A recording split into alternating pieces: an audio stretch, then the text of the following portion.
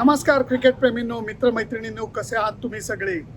वानखेडे स्टेडियमच्या बाहेर उभं राहून उपांत्य सामन्याचा प्रिव्ह्यू सादर करण्याचा एक वेगळा आनंद आहे. कारण दोन आहेत. भारतीय संघाचं सातत्य मला खुश करून टाकतंय.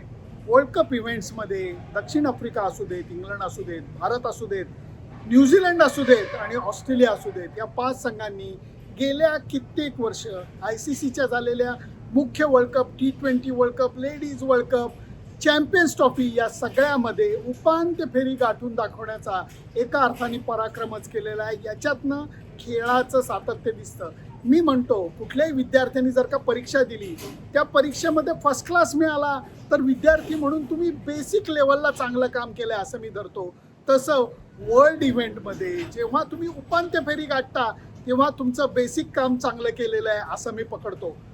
या सामन्याची मजा आहे. दोन्ही संघ तुफान लईमध्ये, तुफान फॉर्ममध्ये खेळत नाही आहेत. म्हणायला गेलं तर दोन्ही संघाची सलामी एकदम भयानक होतीये. मग ती भारताकडनं अभिषेक शर्माची असू देत किंवा इंग्लंड संघाकडनं जोस बटलरची असू देत, या दोघांनाही क्रिकेटनी तहानवलेलं आहे. धावांचे अक्षरशः त्यांच्या गळ्याला शोक पडलेला आहे, कारण इतकं धावांचं एका अर्थाने दुष्काळ त्यांना सहन करायला लागतोय. जोस बटलर सुद्धा काय प्लेअर आहे, फॅन्टास्टिक प्लेअर, मेहनती प्लेअर, शांत स्वभावी प्लेअर. चालू विश्वचषकात त्याला काहीच ठसा उमटवता आलेला नाही. फिल सॉल्टला सुद्धा ठसा उमटवता आलेला नाही आहे. अभिषेक शर्माला सुद्धा उठवता आलेलं नाही. त्यातल्या त्यात भारताकरता चांगली गोष्ट म्हणजे संजू सॅमसननी एक फॅन्टास्टिक इनिंग खेळून भारतीय संघाला उपांत्य फेरीचा दरवाजा उघडून दिलेला आहे. पण हे म्हणत असताना फिल सॉल्ट, जोस बटलर धोकादायक जोडी, अत्यंत धोकादायक जोडी. तशीच धोकादायक जोडी खरं सांगायचं झालं तर अभिषेक शर्मा आणि संजू सॅमसनची आहे. फक्त इतके दिवस जी लय सापडलेली नाही, ती लय फिल सॉल्टला सापडते, जोस बटलरला सापडते का अभिषेक शर्माला सापडते हे बघायला लागेल. कारण पहिल्या 6 ओव्हरमध्ये जो संघ धडाकेबाज सुरुवात करेल त्याला या मैदानावरती धुमाकूळ घालता येईल, धावांचा पाऊस पाडता येईल. वानखेडे स्टेडियमच्या विकेटवरती सामन्याच्या आदल्या दिवशी थोडंसं गवत दिसतंय. त्याचं कारण असं आहे, या मैदानावरती सामने भरपूर खेळले गेलेले आहेत. भारताने या मैदानावरती आपल्या कॅम्पेनची सुरुवात केलेली होती. आता उपांत्य फेरीचा सामना आहे. या खेळपट्टीवरती गेल्या काही दिवसामध्ये मॅच मुद्दाम खेळवण्यात आलेली नाही आहे. भरपूर पाणी, भरपूर रोलिंग केलेलं आहे. गवत थोडंसं सामन्याच्या आदल्या दिवशीपर्यंत राखलेलं आहे बाइंडिंग फॅक्टर म्हणून. पण सामन्याच्या दिवशी हा जो गवताचा हिरवेपणा आहे तो काढून टाकला जाईल, व्यवस्थित त्याची छाटणी केली जाईल, परत एकदा रोलिंग केलं जाईल आणि विकेट टकाटक बॅटिंगसाठी तयार करण्यात येईल असा माझा अंदाज आहे. त्यामुळे या मैदानावरती बाउंड्री लाईन छोटे आहेत, सिक्सर मारण्याची ॲबिलिटी खेळाडूंची वाढली आहे. विकेट जर का पाटा असलं तर मोठ्या धावसंख्येचा सामना आपल्याला बघायला मिळू शकतो. बॉलिंगकडं थोडंसं येऊयात. जसं भारताकडे हुकमी एक्का हा जसप्रीत बुमराच्या रूपानं आहे, तसं समोरच्या टीममध्ये जोफ्रा आर्चर आहे.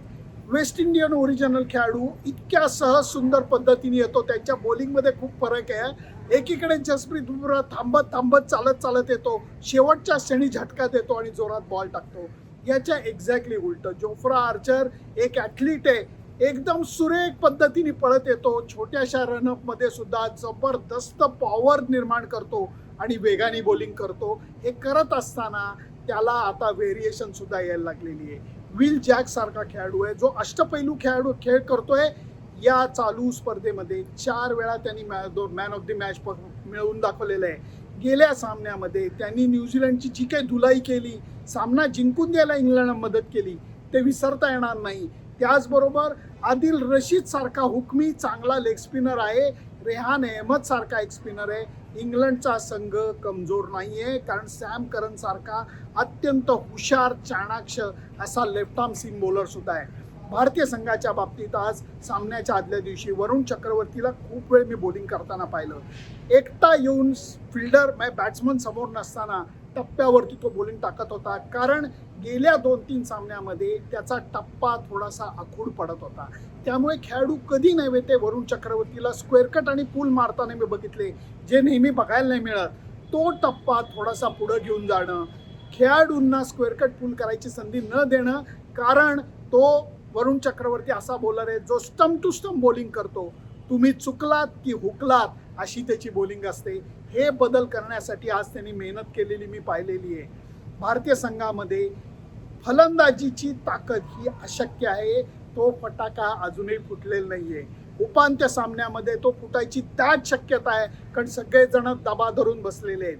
ह्याच्यामध्ये संघ व्यवस्थापन खेळाडूंना सांगताय, दडपणाचं ओझं घेऊ नका, दडपणाला कडकडून मिठी मारा आणि आपला सर्वोत्तम खेळ हे वर्ल्ड कपचं स्टेज आहे समजून एक कलाकार म्हणून सादर करा.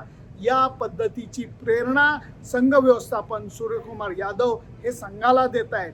त्यामुळे वानखेडे स्टेडियमवरती जो उपांत्य सामना होणार त्याला दर्दी मुंबईकर क्रिकेट रसिक सामना बघायला येणार आहेत थोड्या संख्येमध्ये. कारण हे म्हणत असताना मला अत्यंत वाईट सांगायला लागतंय, या उपांत्य सामन्याची तिकीटच कधी उघडली कधी संपली काहीच कळलेलं नाहीये. सामान्य लोकांना तिकीट उपलब्ध झालेलं नाहीये. तिकिटांची मागणी अचाट आहे, परंतु त्याला जे पैसे मागितले जात आहेत ते केवळ भयानक आहे. ही खऱ्या क्रिकेट रसिकांची पिळवणूक आहे, फसवणूक आहे असं माझं तरी मत आहे. तरीही हे मैदान प्रेक्षकांनी भरणार आहे. दर्दी क्रिकेट रसिक सामन्याचा आनंद घेणार आहेत आणि त्याचबरोबर मी तुमचा प्रतिनिधी म्हणून, सकाळचा रिपोर्टर म्हणून ह्या मैदानावरती हजर राहून तुम्हाला त्याची बित्तम बातमी सांगणार आहे. भारतीय संघाला जर का फलंदाजीमध्ये योग्य लय सापडली तर परत एकदा भारतीय संघ अहमदाबादला हसऱ्या चेहऱ्याने जाणारे अंतिम सामना खेळायला. इंग्लंड संघाला या मैदानावरती आपण ढोपी पछाड टाकलेले आहे. अभिषेक शर्मानीच याच मैदानावरती सुपर्ब इनिंग खेळून त्याचं वेगळं रूप दाखवलेलं आहे. फक्त या भूतकाळातल्या गोष्टी आहेत. आता विचार भारतीय संघाला आणि खेळाडूला वर्तमानाचा करायचा आहे आणि वर्तमानात राहून भविष्यासाठी चांगली सोय करून ठेवायची, म्हणजे उपांत्य फेरीचा सामना परिपूर्ण क्रिकेट खेळून जिंकायचा आहे. खेळपट्टी पोषक असणारे वातावरणामध्ये भारतीय संघाचे पाठीराखे मोठ्या संख्येने असणार आहेत. या सगळ्याचा फायदा भारतीय संघाला प्रेरणेच्या रूपानं कसा मिळतोय हेच आपल्याला बघायचं आहे. तुमची मतं काय आहेत? संघात बदल केले जाणार नाहीत, मला तरी वाटत नाही संघात बदल होईल. तुमचं मत काय आहे मला जरूर कळवा. फक्त त्याच्याकरता सकाळ स्पोर्ट्सचं YouTube channel, Instagram account like, share आणि सबस्क्राईब करायला विसरू नका. चला आता प्रेस कॉन्फरन्स अटेंड करायला जातो. Bye bye.